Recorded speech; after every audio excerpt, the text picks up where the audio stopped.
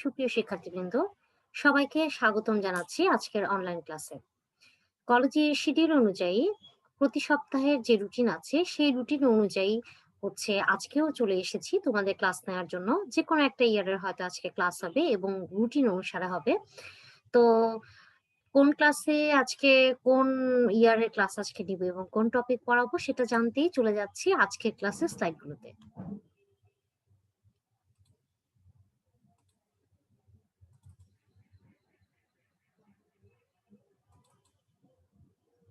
Dhaka college আয়োজিত online ক্লাসে তোমাদের সবাইকে আবারও ওয়েলকাম। আজকে তোমাদের কলেজের ক্লাসের যে রুটিন আছে বা শিডিউল আছে সেই শিডিউল অনুযায়ী অনার্স তৃতীয় বর্ষের সাথে আমার আজকে ক্লাস। তো অনার্স তৃতীয় বর্ষে তোমরা যারা আমার ক্লাস করো বা আমাদের কলেজের বাইরেও যারা ক্লাস করে থাকো তারা ইতিমধ্যে জেনে গেছো বা তোমরা সবাই জানো যে আমি তৃতীয় বর্ষের যে ৩০৪ নাম্বার কোর্সটা আছে অর্থাৎ এপিডেমিওলজি যে কোর্সটা, সেই কোর্সের উপরে আমি ক্লাস কন্ডাক্ট করে থাকি। ঠিক আছে? তো এপিডেমিওলজি আমরা পড়তে পড়তে অনেকখানি পড়ে ফেলেছি এবং লাস্ট ক্লাসে আমরা ইন্টারাকশন পড়েছিলাম এবং সেখানে রিগ্রেশন অ্যানালাইসিস ব্যবহার করেও ইন্টারাকশন আমরা দেখেছিলাম। তো তারই ধারাবাহিকতা অনুসারে এবং আজকে ক্লাসটা কন্ডাক্ট করব আমি সেই ধারাবাহিকতায়। এবং সেক্ষেত্রে আমরা যে ইন্টারাকশন পড়ছিলাম সেটা কিন্তু স্ট্র্যাটিফাইড অ্যানালাইসিস এর ফার্স্ট পোর্শন হিসেবে পড়ছিলাম। ঠিক আছে? তো আজকে কি পড়বো একটু দেখি চলো। তো কি পড়বো সেটা দেখার আগে যেহেতু ফর্মালিটি হিসেবে আমার পরিচয়টি দেওয়া প্রয়োজন, তো ফর্মালিটি হিসেবে আমার পরিচয় দিচ্ছি। আমি Tithi Das, lecturer, department of statistics, Dhaka college, Dhaka. চলে আসলাম আজকে ক্লাসে আউটলাইনে। স্ট্র্যাটিফাইড অ্যানালাইসিস এর ফার্স্ট পোর্শন আমরা পড়ছিলাম। তো সেখানে আমরা ইন্টারাকশন পড়েছি এবং ইন্টারাকশন কিভাবে মেজার করব সেটাও পড়েছি। ইন্টারাকশনের প্রেজেন্স আছে কিনা সেটাও আমরা দেখেছি। ফার্দার মোর আমরা যে রিগ্রেশন অ্যানালাইসিস ব্যবহার করেও যে আমরা ইন্টারাকশন দেখতে পাই সেটা আমরা দেখেছি। তো আজকে আমরা স্ট্র্যাটিফাইড অ্যানালাইসিস এর এপিডেমিওলজি স্ট্র্যাটিফাইড অ্যানালাইসিস এর সেকেন্ড পোর্শনে উপরে আজকে আমি ক্লাস কন্ডাক্ট করব। ঠিক আছে? তো সেক্ষেত্রে প্রথমেই আমরা চলে আসি point estimation of overall effect. Overall ইফেক্টের উপরে আমরা প্রথমে পয়েন্ট এস্টিমেশন সম্পর্কে একটু দেখব। ঠিক আছে? দেখো এখানে আমরা স্লাইডে কি লেখা আছে। Overall estimators of effect which accumulates information on several strata may take the form of weighted average as। দেখো এখানে ওয়েটেড এভারেজের একটা ফর্মুলা আমাদেরকে দেওয়া হয়েছে, যেটা কিনা আমার যে বিভিন্ন ধরনের যে বেশ কয়েকটা যে স্ট্রাটা আমার ছিল, যে স্ট্র্যাটিফাইড অ্যানালাইসিস যেহেতু, তাহলে অবশ্যই এখানে আমার অনেকগুলো স্ট্রাটা ছিল। সেই স্ট্রাটা গুলোর ইনফরমেশনকে অ্যাকুমুলেট করে আমরা একটা ওয়েটেড এভারেজ বের করেছি। ঠিক আছে? ওয়েটেড এভারেজের একটা ফর্মুলা আমরা নিয়েছি এবং সেই ফর্মুলাটা দেখো এখানে আছে, আমি কার্সর দিয়ে তোমাদেরকে ইন্ডিকেট করছি। Theta card equal to summation of WG theta card G divided by summation of WG, এবং এখানে জি এর মানটা তোমার 1 থেকে ক্যাপিটাল জি পর্যন্ত ভ্যারি করবে। ঠিক আছে? তো এখানে দেখো তার নিচে আমরা আরেকটা ফর্মুলা লিখেছি, মানে যে সেটা তোমার এক্সপোনেনশিয়াল ফর্ম দিয়ে এই ফর্মুলাটা লেখা হয়েছে। সেটা theta card equal to EXP বা exponential of summation W G ln theta card G divided by summation of W G. এটা তোমার যে লগারিদম ফর্মে উপরে যে প্রথমে যে আমরা ইকুয়েশনটা লিখেছি সেটারই লগারিদম ফর্মে যদি আমরা ইকুয়েশনটা লিখতে চাই তাহলে আমরা এই ইকুয়েশনটা পাবো। ঠিক আছে? আচ্ছা, এবার দেখো, তো এই ফর্মটাও আমরা জেনে গেলাম। এখানে একটু দেখে নেই যে থিটাজি জিনিসটা কি। Theta G is either a difference measure, that is যেমন হতে পারে রিস্ক ডিফারেন্স। ঠিক আছে? যে ডিফারেন্স মেজারটা কি ধরনের ডিফারেন্স মেজার হতে পারে, এটা উদাহরণ হিসেবে রিস্ক ডিফারেন্স যদি আমরা মেজার করি সেটাও কিন্তু থিটা জি এর মাধ্যমে প্রকাশ করা হবে। অথবা সার্টিন টাইপ অফ হচ্ছে রেশিও মেজার্স, যেমন রেশিও মেজার্স আমরা পড়েছি, রিলেটিভ রিস্ক পড়েছি, তারপর হচ্ছে অডস রেশিও পড়েছি। এগুলা কিন্তু আমার হচ্ছে রেশিও মেজার্স ছিল। এগুলা হচ্ছে প্রকাশ করার জন্য এই রেশিও মেজার্স গুলা বা হচ্ছে ডিফারেন্স মেজার, যেমন রিস্ক ডিফারেন্স বের করার জন্য মেজারমেন্টের জন্য আমরা হচ্ছে থিটা জি এই ডিনোটেশনটা হচ্ছে ব্যবহার করে থাকি। এরপরে দেখো, the choice of WG that minimizes the unconditional variance of theta card is given by WG equal to 1 by variance of theta G card। অথবা এটাকে আমরা যদি লগারিথম ফর্মে লিখি বা লন ফর্মে লিখি, তাহলে সেটা আমার দাঁড়াবে কি WG equal to 1 by variance of ln theta G card। ওকে, আচ্ছা, এখানে দেখো এই যে তোমার অপটিমাল যে ওয়েটস গুলা আছে, সেখানে এগুলা কিন্তু হচ্ছে আমার আননোন প্যারামিটার ভ্যালুস। ঠিক আছে, এই অপটিমাল যে ওয়েটস গুলো আমরা এখানে ব্যবহার করছি, সেগুলা হচ্ছে তোমার আননোন প্যারামিটার ভ্যালু নির্দেশ করবে। তারপরে এটাও হচ্ছে আমরা এখানে দেখতে পাচ্ছি যে দেখো, consequently one only approximate optimality can be achieved by replacing these weights with their corresponding sample estimates।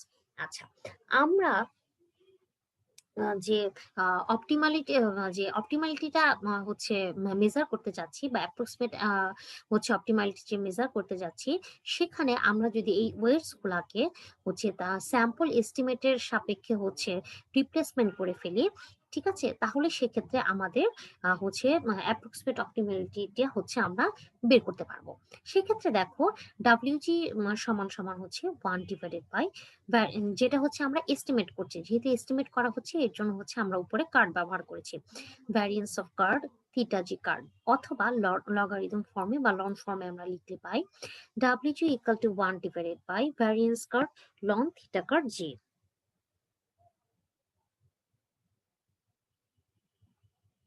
আচ্ছা, এরপরে দেখো, এরপরে আমরা এখানে কিছু ওয়েটেড স্টাডি ডিজাইন ব্যবহার করে কিছু ওয়েটেড এভারেজের ফর্মুলা এখানে হচ্ছে আমরা হচ্ছে নাম এখানে উল্লেখ করেছি, যেগুলা কিনা যেটাকে আমরা বলতে পারি যে estimators can be categorized in 3 broad categories. ঠিক আছে, যার মধ্যে রয়েছে হচ্ছে প্রিসিশন, যেটা কিনা হচ্ছে বেসড ওয়েটেড এভারেজেস, তারপরে হচ্ছে মেন্টাল এঞ্জেল ওয়েটেড এভারেজ, যেটা কিনা হচ্ছে M M of odds ratio ও আর দিয়ে অথবা MRR দিয়ে প্রকাশ করা হয়ে থাকে। এগুলা হচ্ছে ওয়েটেড এভারেজ, অর্থাৎ প্রিসিশন বেসড ওয়েটেড এভারেজ একটা হতে পারে মেন্টাল হ্যাঞ্জেল ওয়েটেড এভারেজ, আরেকটা হতে পারে আমার স্ট্যান্ডার্ডাইজড ওয়েটেড এভারেজ। ঠিক আছে, এখন এই যে 3 ধরনের হচ্ছে ওয়েটেড এভারেজের নাম আমরা জানলাম, এর মধ্যে মেন্টাল হ্যাঞ্জেলের যে ওয়েটেড এভারেজটা, এটা খুবই পপুলার এবং এটা খুবই বহুল ব্যবহৃত একটা ওয়েটেড এভারেজ হচ্ছে ফর্মুলা। ঠিক আছে, তো এর আগেও হয়তো তোমাদের গত ক্লাসে আমি মেন্টাল হ্যাঞ্জেলের হচ্ছে কিছু প্রয়োগ কিন্তু তোমাদেরকে দেখিয়েছিলাম। আচ্ছা, এখন দেখো, আমরা এখন এই মেন্টাল হ্যান্ডেলের উপরেই হচ্ছে খুব ইম্পর্টেন্ট একটা কোশ্চেন পড়বো, যেটা কিনা তোমাদের জন্য খুবই হাইলাইটের একটা কোশ্চেন। দেখো, এখানে কোশ্চেনটা আমি সুন্দর করে লিখে দেওয়া আছে, হচ্ছে describe mental handle weighted method for estimating risk ratio and odds ratio. অর্থাৎ রিস্ক রেশিও এবং অডস রেশিও মেজার করার জন্য যে তোমার মেন্টাল হ্যান্ডেল মেথডটা আছে, সেটাকে বর্ণনা করতে বলা হয়েছে। এরপরে আছে what are the advantages over other summary estimators. এই যে মেন্টাল হ্যান্ডেল ওয়েটেড মেথডের যে আছে, এই মেথডটা অন্যান্য সামারি এস্টিমেটরের সাপেক্ষে কি অ্যাডভান্টেজ আছে অন্যান্যগুলোর সাপেক্ষে, সেটা হচ্ছে আমাদেরকে বলতে বলা হয়েছে। অথবা কোশ্চেনটাকে আমরা এভাবেও দেখতে পারি বা হচ্ছে এভাবেও বলতে পারি যে ডিসকাস দুঃখিত, discuss mental handle point estimator or straight for stratified data by mentioning its advantages. অর্থাৎ সেক্ষেত্রে আমার মূল কথা হচ্ছে যে আমরা এখানে মেন্টাল হ্যান্ডেল পয়েন্ট এস্টিমেটর যে মেথডটা আছে, সেই মেথডটা হচ্ছে আমাদের হচ্ছে ডিসক্রাইব করতে হবে, এবং পাশাপাশি এটা যে তোমার হচ্ছে অ্যাডভান্টেজ গুলো আছে সেই অ্যাডভান্টেজ গুলো হচ্ছে আমরা হচ্ছে এখানে মেনশন করব। ঠিক আছে? আচ্ছা, তো চলো দেখে ফেলি যে মেন্টাল হেঞ্জেলের প্রসেসটা আসলে কিভাবে কি হয়। তো মেন্টাল হেঞ্জেল প্রপোজ আমি তোমাদেরকে হচ্ছে ব্রিফ করছি, হচ্ছে স্লাইডে যেগুলো আছে সেগুলো বলছি, পাশাপাশি ব্রিফ করে তোমাদেরকে হচ্ছে বলে দেওয়ার চেষ্টা করছি। Mental Hengel proposed several point estimates of overall effect for stratified analysis, which are expressed as the weighted average of the stratum specific estimates. অর্থাৎ এখানে বলতে চাওয়া হয়েছে যে মেন্টাল হেঞ্জেল বেশ কয়েকটা পয়েন্ট এস্টিমেটরস হচ্ছে সাজেস্ট করেছেন বা হচ্ছে প্রপোজ করেছেন, যেটা হচ্ছে তোমার স্ট্র্যাটিফাইড অ্যানালাইসিসের ক্ষেত্রে যে ওয়েটেড এভারেজ গুলো আমরা বের করি সেটা হচ্ছে সেটার মাধ্যমে হচ্ছে ওভারঅল ইফেক্টটা মেজার করতে পারি, হচ্ছে এইরকম হচ্ছে মেজার করতে পারি এই পারপাসে হচ্ছে বেশ কয়েকটা পয়েন্ট এস্টিমেট হচ্ছে উনি সাজেস্ট করেছেন। ইন রেট্রোস্পেক্টিভ অর্থাৎ কেস কন্ট্রোল স্টাডি হচ্ছে the point estimate of overall effect is MOR, which is defined by MOR equal to summation of WG ORG card sum divided by summation of WG।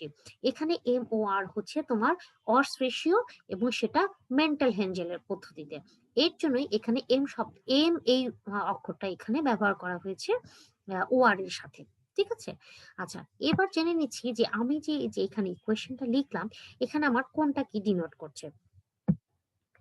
আচ্ছা, এখন দেখো capital জি এটা সমান সমান হচ্ছে তোমার নাম্বার অফ দ্য স্ট্রাটা, আর WG হচ্ছে weight for the gth stratum, যেটা কিনা আমরা হচ্ছে ডিফাইন করতে পারি BG into CG divided by NG দ্বারা, যেখানে BG আর CG কে আমরা গুণ করলে সেটা হচ্ছে 0 সমান হবে না। ঠিক আছে? দেখো এখানে odds ratio G estimated odds ratio for Gth stratum, যেহেতু আমার জিতম স্ট্রাটামের জন্য আমরা হচ্ছে অর্স রেশিও বের করছি, তাই এটা হচ্ছে OR জিতম স্ট্রাটামের জন্য অর্স রেশিও, এবং যেহেতু এটা এস্টিমেটেড তাই হচ্ছে এখানে কার্ড ব্যবহৃত হয়েছে। তাহলে estimated odds ratio for Gth স্ট্রাটাম হচ্ছে AG/DG ডিভাইডেড বাই BG/CG।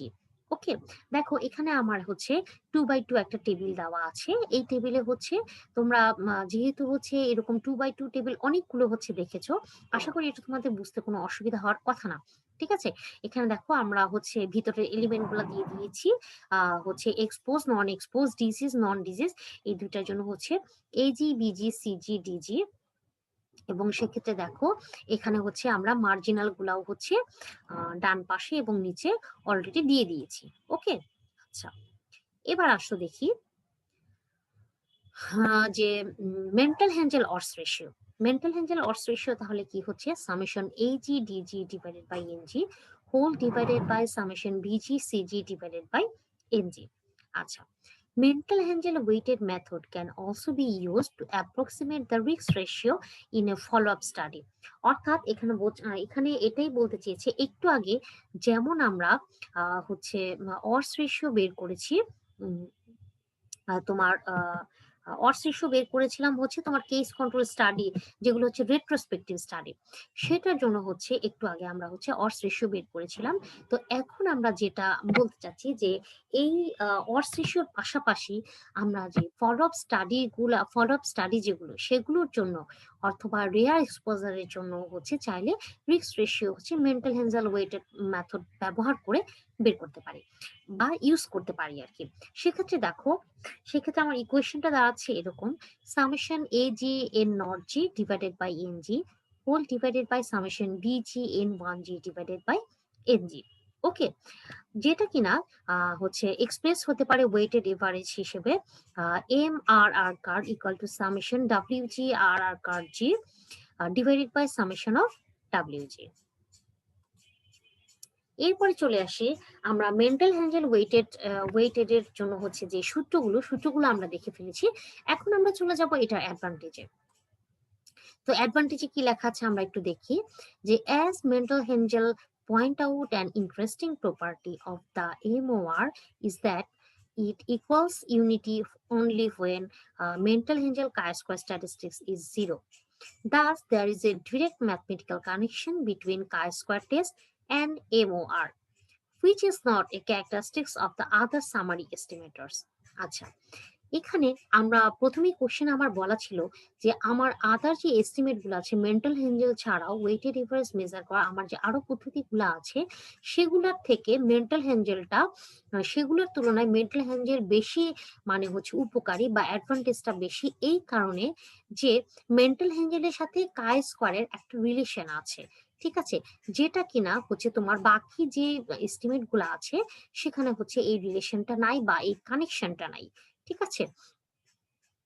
তো হচ্ছে সেক্ষেত্রে আমরা বলতে পারি যে অন্যান্য যে এস্টিমেটর গুলো আছে সেগুলোর তুলনায় হচ্ছে মেন্টাল হ্যান্ডেলটা বেশি অ্যাডভান্টেজ দেয় আমাদের, ঠিক আছে। ওকে, তারপরে চলে যায় আরেকটা অ্যাডভান্টেজে। Another advantage of it over other summary or ratio estimator is that it may be used without modification when there are zero frequencies within the body of some of the stratum specific tables. দ্বিতীয় অ্যাডভান্টেজটা বলা হয়েছে এইটা যে যদি আমার হচ্ছে যে আমার 2x2 টেবিল যেটা বা হচ্ছে আমরা যে টেবিলটা করে ওখান থেকে যে ইনফরমেশন নিয়ে কাজ করি হচ্ছে সেখানে যদি আমার যে ভ্যালুগুলো টেবিলের ভিতরে থাকে ওখানে কোনো একটা ভ্যালু যদি আমার জিরো থাকে সেক্ষেত্রে আমরা অন্যান্য যে এস্টিমেটের পদ্ধতিগুলো আছে সেগুলো ব্যবহার করে কিন্তু আমার হচ্ছে এস্টিমেটর মানটা আমাদের বের করা সমস্যা হয়ে যায়। কিন্তু আমার যদি টেবিলের মধ্যে কোনো একটা জিরো মান থেকেও থাকে, মেন্টাল হ্যান্ডেল মেথড যদি আমি ব্যবহার করি তাহলে এক্ষেত্রে কোনো রকম মডিফিকেশন ছাড়াই আমরা হচ্ছে এই মেথড ব্যবহার করে হচ্ছে এস্টিমেটর গুলা বের করতে পারবো বা এস্টিমেটর মানগুলো বের করতে পারবো, ঠিক আছে। তো এইটা হচ্ছে মেন্টাল হ্যান্ডেলের হচ্ছে দ্বিতীয় আরেকটা অ্যাডভান্টেজ। এরপরে এখন আমি চলে যাচ্ছি যে অ্যাডভান্টেজেস অফ স্ট্র্যাটিফাইড অ্যানালাইসিস, ঠিক আছে। অর্থাৎ হচ্ছে স্ট্র্যাটিফাইড অ্যানালাইসিসের কি কি অ্যাডভান্টেজেস আছে। তো চলো দেখি কি কি অ্যাডভান্টেজ আছে। প্রথমেই যেটা বলা আছে সেটা হচ্ছে যে it is straight forward manner by which control is achieved. দ্বিতীয়টাতে বলা হয়েছে it is easy to follow and understand the computation required. তৃতীয়টাতে বলা হয়েছে it requires small number of statistical assumption to make inference. অর্থাৎ সেক্ষেত্রে দেখো আমরা ওভারঅল যদি বলতে চাই স্ট্র্যাটিফাইড অ্যানালাইসিসের অ্যাডভান্টেজের ক্ষেত্রে সেক্ষেত্রে আমরা বলবো যে এটা হচ্ছে স্ট্রেট ফরওয়ার্ড ম্যানারের একটা হচ্ছে অ্যানালাইসিস প্রকৃতি যেখানে হচ্ছে খুব সহজেই কন্ট্রোলটা আমরা অ্যাচিভ করে ফেলতে পারি। তারপরেই হচ্ছে বলা হয়েছে যে এটা কম্পিটিশন মানে হচ্ছে যে মেথডটা বা হচ্ছে পরিমাপন যে পদ্ধতিটা সেটা খুব সহজেই ফলো করা যায় এবং মানে সহজবোধ্য, ঠিক আছে। তারপরে আমরা বলেছি যে খুব স্মল নাম্বার অফ অ্যাজাম্পশনের জন্য বা খুব স্মল নাম্বারের জন্য হচ্ছে আমরা কিন্তু এই অ্যানালাইসিস পদ্ধতিটা ব্যবহার করে হচ্ছে ইনফারেন্স করতে পারি, ঠিক আছে। তারপরে চলে আসি ডিসঅ্যাডভান্টেজে অর্থাৎ অপকারিতাতে। একটা জিনিসের উপকারিতার পাশাপাশি অবশ্যই সেটার অপকারিতাও কিন্তু থেকে যায়। তো চলো দেখি ডিসঅ্যাডভান্টেজ গুলা কি কি। ডিসঅ্যাডভান্টেজে প্রথমেই যেটা বলা হয়েছে সেটা হচ্ছে simultaneous control of several variables can be difficult to achieve. অর্থাৎ যখন আমার সেভারাল ভ্যারিয়েবলস থাকে অর্থাৎ একাধিক ভ্যারিয়েবল যখন থাকে তখন এক সিমultaneous কন্ট্রোল করার ক্ষেত্রে আমাদের হচ্ছে সেই কন্ট্রোল অ্যাচিভ করাটা হচ্ছে বেশ ডিফিকাল্ট হয়ে যায়, ঠিক আছে। তারপরে যেটা বলা হয়েছে the procedure requires certain amount of subjectivity on the part of the investigator. অর্থাৎ এখানে ইনভেস্টিগেটরের হচ্ছে একটা নির্দিষ্ট পরিমাণ সাবজেক্টিভিটি প্রয়োজন হয়ে যায়। তারপরে চলে আসো পারপাসে অর্থাৎ কি কি পারপাসে আমরা সাধারণত এটা করে থাকি বা এই পদ্ধতিটা হচ্ছে ব্যবহার করে থাকি বা হচ্ছে এই যে অ্যানালাইসিস পদ্ধতি এগুলো ব্যবহার করে থাকি। টু মিনিমাইজ অর এলিমিনেট কনফাউন্ডিং, আমার যে কনফাউন্ডিং ফ্যাক্টরটা আছে সেটাকে যদি আমরা মিনিমাইজ করতে চাই সেক্ষেত্রে আমরা স্ট্র্যাটিফাইড অ্যানালাইসিসটা ব্যবহার করতে পারি। To improve the precision of the estimation power of the test, আমরা যখন একটা টেস্ট করছি সেই টেস্টের যে প্রিসিশন হচ্ছে সেটাকে হচ্ছে ইমপ্রুভ করার জন্য হচ্ছে আমরা এই স্ট্র্যাটিফাইড অ্যানালাইসিস ব্যবহার করতে পারি। অতঃপর বলা হয়েছে to assesses effect modification or to হচ্ছে or to decide whether variable is intervening, ঠিক আছে। অর্থাৎ ইফেক্ট মডিফিকেশনটাও যদি আমি হচ্ছে অ্যাসেসমেন্ট করতে চাই সেক্ষেত্রে আমার স্ট্র্যাটিফাইড অ্যানালাইসিসটা প্রয়োজন হবে। এইখানে দেখো আমরা একটা অঙ্ক দেখিয়েছি। এই অঙ্কটা হচ্ছে আমরা একটু দেখি যে কি বলেছে। দেখো, following table provides data from a case control study of oral cancer and employment in the industry. Using an appropriate test procedure, evaluate whether employment in the textile industry is associated with oral cancer. ঠিক আছে, এখানে আমার একটা case control study হচ্ছে information দেওয়া আছে কিসের উপরে, ওরাল ক্যান্সার এবং একটা ইন্ডাস্ট্রির হচ্ছে ওরাল ক্যান্সার এবং এমপ্লয়মেন্টের উপর বেস করে। ঠিক আছে, এমপ্লয়মেন্ট হিস্ট্রির উপর বেস করে। এখন আমাকে টেস্ট করতে বলা হয়েছে, একটা অ্যাপ্রোপ্রিয়েট টেস্ট মেথড ব্যবহার করে ইভালুয়েট করতে বলা হয়েছে যে এই যে তোমার টেক্সটাইল ইন্ডাস্ট্রিটা, এটা হচ্ছে ওরাল ক্যান্সারের সাথে কোনোভাবে রিলেটেড কিনা, অর্থাৎ অ্যাসোসিয়েটেড কিনা। ঠিক আছে, তো দেখো এখানে আমার ডেটা সেটটা যেটা দেওয়া আছে, গিভেন ডাটাটা ওরাল ক্যান্সার এবং এমপ্লয়মেন্ট হিস্ট্রিতে ইন টেক্সটাইল ইন্ডাস্ট্রি এবং আদার্সে কেস এবং কন্ট্রোলের সংখ্যাগুলো আমার এখানে দেওয়া আছে। তো প্রথমেই আমরা হচ্ছে যে আমার গিভেন ডাটাটা, সেই গিভেন ডাটার জন্য হচ্ছে আমি সুন্দর করে ডিজিজ, নন ডিজিজ, এক্সপোজ, আনএক্সপোজ এরকম করে হচ্ছে একটা 2x2 টেবিল করে ফেললাম। ঠিক আছে, তো করে ফেলার পরে যথারীতি হচ্ছে আমার যে হচ্ছে লাস্টে যে ডানের কলামে এবং লাস্টে একটা করে কলাম আমরা বাড়িয়ে দিলাম, যেন হচ্ছে আমরা মার্জিনাল নাম্বার গুলো হচ্ছে বসিয়ে দিতে পারি। তো বসিয়ে দেওয়ার পরে এখন আমরা সরাসরি অডস রেশিও মেথডে চলে যাব। অডস রেশিও মেথডের সূত্রে আমরা বসিয়ে আমরা পাচ্ছি এই যে ডিজিজ and এক্সপোজ 26, এটার সাথে আমরা গুণ করেছি নন এক্সপোজ এবং নন ডিজিজ 48, ডিভাইডেড বাই হচ্ছে নন ডিজিজ এবং এক্সপোজ 15, এবং এর সাথে গুণ হয়েছে হচ্ছে ডিজিজ এবং নন এক্সপোজের 37। তাহলে হচ্ছে আমরা হচ্ছে গুণ এবং ভাগ করে পাচ্ছি 2.25, অর্থাৎ অডস রেশিওর মান আমরা পাচ্ছি 2.25। আচ্ছা, তাহলে এখন চলে যাচ্ছি হচ্ছে ইন্টারপ্রিটেশনে, অর্থাৎ আমরা এটাকে ইন্টারপ্রিটেশনটা কিভাবে লিখবো, ব্যাখ্যাটা কিভাবে দিব। So, estimated odds of oral cancer is 2.25 times in the exposure group than the non-exposure group. ঠিক আছে, এখানে আমার এক্সপোজার গ্রুপ কোনটা ছিল, টেক্সটাইল ইন্ডাস্ট্রি, সেটা ছিল আমার এক্সপোজার গ্রুপ, আর আদার্স যে ইন্ডাস্ট্রিগুলো ছিল সেগুলো ছিল আমার হচ্ছে নন এক্সপোজার গ্রুপ। এবং এখানে বলা হয়েছে যে ওরাল ক্যান্সারের এস্টিমেটেড অডস হচ্ছে, ওরাল ক্যান্সারের এস্টিমেটেড অডসের অডসটা তোমার এক্সপোজার গ্রুপে যা আছে, এক্সপোজার হচ্ছে নন এক্সপোজার গ্রুপে যা আছে তার থেকে 2.25 টাইমস বেশি হচ্ছে এক্সপোজার গ্রুপে। আমি আবারও বলছি, ওরাল ক্যান্সারের অডসটা তোমার হচ্ছে নন এক্সপোজারের থেকে এক্সপোজার গ্রুপে 2.25 টাইমস বেশি। ঠিক আছে, আচ্ছা, এখন হচ্ছে যেহেতু আমার অ্যাসোসিয়েশন মেজার করার হচ্ছে একটা কথা এসেছে, তাহলে অবশ্যই এখানে আমি একটা হাইপোথিসিস সেট আপ করবো। হাইপোথিসিস সেট আপ করে তারপরে হচ্ছে আমরা কনফিডেন্স ইন্টারভাল দিয়ে ডেল্টা মেথড ব্যবহার করে স্ট্যান্ডার্ড এরর বের করব। ঠিক আছে, আচ্ছা, তো আমি হাইপোথিসিস ধরে নিলাম যে অডস রেশিও সমান সমান হচ্ছে 1, এবং অল্টারনেটিভ হাইপোথিসিস হিসেবে ধরে নিলাম অডস রেশিও গ্রেটার দেন 1, অর্থাৎ একের থেকে বড়। এখন যদি আমি লগ অডস রেশিওর জন্য কনফিডেন্স ইন্টারভাল বের করি, তাহলে আমার সেটার হচ্ছে অ্যাপ্রোচটা দাঁড়াচ্ছে এরকম, log of odds ratio plus minus z alpha by 2 standard error of log odds ratio, যেটাকে আমরা এ বি হিসেবে ধরে নিলাম। ঠিক আছে, আচ্ছা, এখন হচ্ছে 5% লেভেল অফ সিগনিফিকেন্সে যখন আমার জেড এর মান হচ্ছে 1.96, তখন আমার লগ অফ অডস রেশিওর মান আসছে হচ্ছে আমার 0.811। এখন আমরা ডেল্টা মেথড ব্যবহার করে খুব সহজেই এই লগ অডস রেশিওর জন্য স্ট্যান্ডার্ড এররের মান বের করে ফেলবো, এবং সেক্ষেত্রে মান বসানোর পরে হচ্ছে আমার অ্যান্সারটা আসছে হচ্ছে 0.40। এখন দেখো, আমরা একটু আগে এখন হচ্ছে আমরা এ বিটা মেজার করবো। এ বি কোনটা সেটা আমরা আগে স্লাইডে দেখিয়েছি, আবারও দেখাচ্ছি একটু। এই যে দেখো, আমার যে কনফিডেন্স ইন্টারভালটা যে আছে, সেই কনফিডেন্স ইন্টারভালটাকে আমি এ বি দিয়ে সংক্ষেপে প্রকাশ করেছি। তাহলে আমার কনফিডেন্স ইন্টারভালের ওখানে মান বসিয়ে 0.811 প্লাস মাইনাস 1.96 ইন্টু 0.40, অর্থাৎ 1.96 আর 0.40 কে গুণ করে আমরা পেয়েছি 0.77।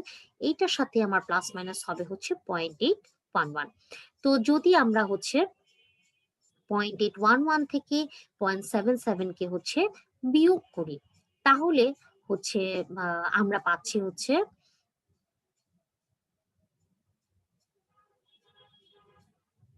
আচ্ছা 0.811 এর সাথে যখন হচ্ছে আমরা 0.77 কে হচ্ছে যোগ করব, তখন আমরা পাবো 1.581, আর 0.811 থেকে যখন আমি 0.77 কে বিয়োগ করব, তখন আমার আসছে হচ্ছে 0.0444। ঠিক আছে, তো বিয়োগ করে আমার এই মানটা আসে এবং যোগ করে আমার এই মানটা আসে। এভাবেই সাধারণত কিন্তু আমরা কনফিডেন্স লেভেলে মানগুলো বের করে থাকি, যে সর্বনিম্ন মান এবং সাথে কমা দিয়ে হচ্ছে সর্বোচ্চ মান। নেগেটিভ মানে হচ্ছে বিয়োগ করার পর যে মানটা, তারপরে পাশে হচ্ছে আমরা পজিটিভ মানটা বসাই।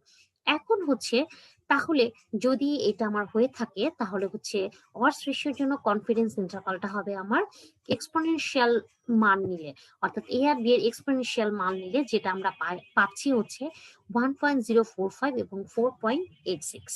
আচ্ছা, যেহেতু এখানে কনফিডেন্স ইন্টারভাল হচ্ছে ডাজ নট ইনক্লুড 1, তাহলে আমরা বলতে পারি at 5% level of significance null hypothesis rejected.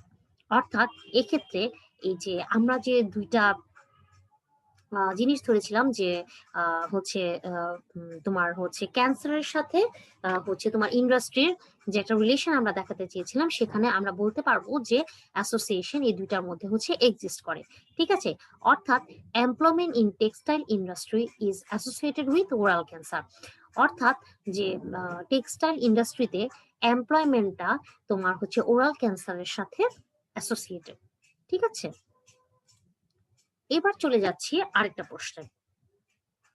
From the following data, find the risk ratio for both stratified and crude risk ratio using mental Hengel method. Compare and interpret result.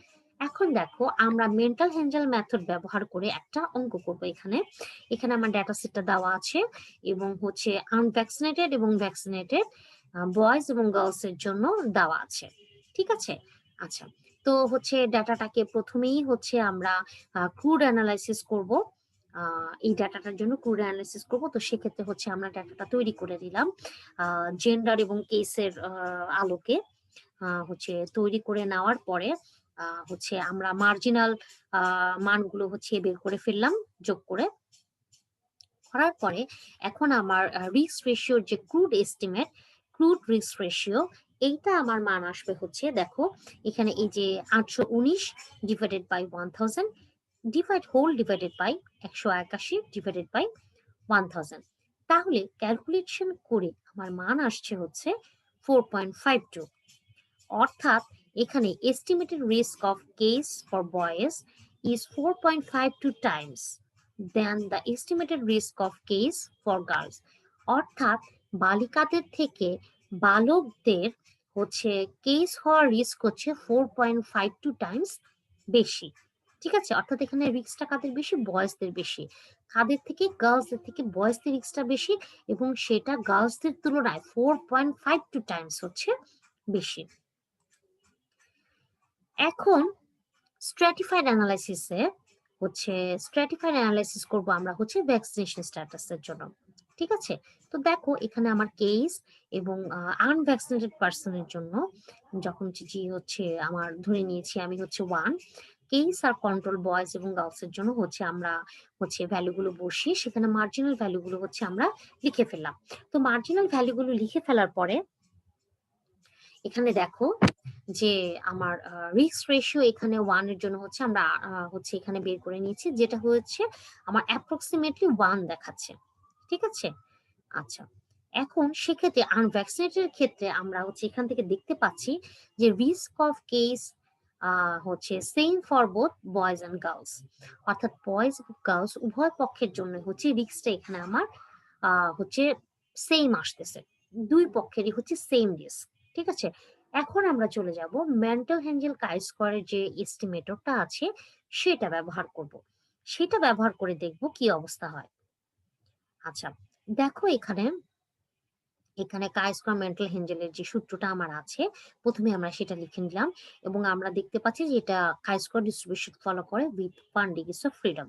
তো যথারীতি আমরা হচ্ছে যে মানগুলো আছে NG, AG, DG, BG, CG, এই মানগুলো সুন্দর করে আমরা এখানে বসিয়ে দিলাম। বসিয়ে দেওয়ার পরে আমরা মান পেলাম হচ্ছে 0.0074। এখন যদি আমি at 5% level of significance A chi-square এর 1 degrees of freedom এর জন্য tabulated value দেখতে চাই, সেক্ষেত্রে আমার হচ্ছে 5% level of significance A 1 degrees of freedom এর জন্য chi-square এর মান আসে হচ্ছে আমার 3.851 টেবুলেটেড মান। কিন্তু আমি ক্যালকুলেটেড করে মান আমি পেয়েছি হচ্ছে 0.0074। তাহলে দেখো এখানে আমার এই যে ক্যালকুলেটেড ভ্যালুটা, এইটা কিন্তু এই টেবুলেটেড ভ্যালুর থেকে হচ্ছে ছোট। অর্থাৎ ক্যালকুলেটেড ভ্যালু 0.0074, অবশ্যই এই মানটা ছোট কার থেকে? টেবুলেটেড ভ্যালু 3.851 এর থেকে। ঠিক আছে, যেহেতু এখানে আমার calculated value is less than tabulated value, তাহলে আমার এখানে বলতে হবে যে অবশ্যই এখানে উইক অ্যাসোসিয়েশন বিদ্যমান। কিন্তু যদি আমি ক্রুড টেবিল ইউজ করে কাই স্কোয়ার মেন্টাল হেনরির সূত্র ব্যবহার করে হচ্ছে কাই স্কোয়ারের মান বের করি, সেক্ষেত্রে আমার ক্যালকুলেটেড ভ্যালু আসে হচ্ছে 813, অর্থাৎ 813.68, যেখানে কিনা আমার টেবুলেটেড ভ্যালুর মান হচ্ছে 3.851। অর্থাৎ এই ক্ষেত্রে আমরা দেখতে পাচ্ছি যে ক্যালকুলেটেড ভ্যালু কিন্তু তোমার টেবুলেটেড ভ্যালুর থেকে হচ্ছে বড়, যেটা কিনা হচ্ছে আমার হচ্ছে ডিজিজ আউটকামের সাথে হচ্ছে জেন্ডারের একটা হচ্ছে সিগনিফিক্যান্ট রিলেশনশিপ হচ্ছে এখানে আমার হচ্ছে শো করছে। ঠিক আছে, আচ্ছা, তাহলে দেখো যে উইদাউট এবং এখানে আমার হচ্ছে ক্রুড টেবিল ব্যবহার করে যখন আমরা করেছি, ওটা কিন্তু আমরা উইদাউট স্ট্রাটিফিকেশনে করেছি, এবং সেক্ষেত্রে আমরা দেখতে পাচ্ছি সেই মেথডের ক্ষেত্রে হচ্ছে আমরা দেখতে পাচ্ছি যে হচ্ছে তোমার জেন্ডার আর ডিজিজ আউটকামের সাথে হচ্ছে একটা স্ট্রং সিগনিফিক্যান্ট রিলেশনশিপ আছে। ঠিক আছে, আর হচ্ছে সো এক্ষেত্রে যেহেতু আমার হচ্ছে একটা স্ট্রং রিলেশনশিপ আছে, সিগনিফিক্যান্ট রিলেশনশিপ যেহেতু আমরা আছে, তাই আমরা এখানে বলতে পারবো যে এখানে কোনো রকমের কোনো কনফাউন্ডিং নাই। তো এই ছিল তোমাদের আজকের ক্লাসটা।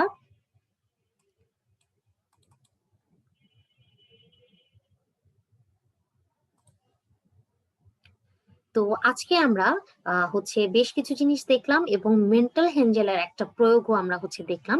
তো মেন্টাল হেঞ্জেল তোমাদের জন্য খুব ইম্পর্টেন্ট, তো অবশ্যই মেন্টাল হেঞ্জেলটা তোমরা একটু গুরুত্ব দিয়ে পড়বে। ঠিক আছে, তো আজকে ক্লাসটা এই পর্যন্তই। সামনের দিন তোমাদের সিলেবাস অনেকটা এগিয়ে গেছে, প্রায় শেষ পর্যায়ে হয়তো চলে এসেছে। তো যাই হোক, সামনের দিন তোমাদের নতুন কোনো টপিক নিয়ে হয়তো আবারও ক্লাস নিতে আসবো। তো সে পর্যন্ত ভালো থেকো, সুস্থ থেকো, সবার জন্য শুভকামনা রইল। ধন্যবাদ সবাইকে।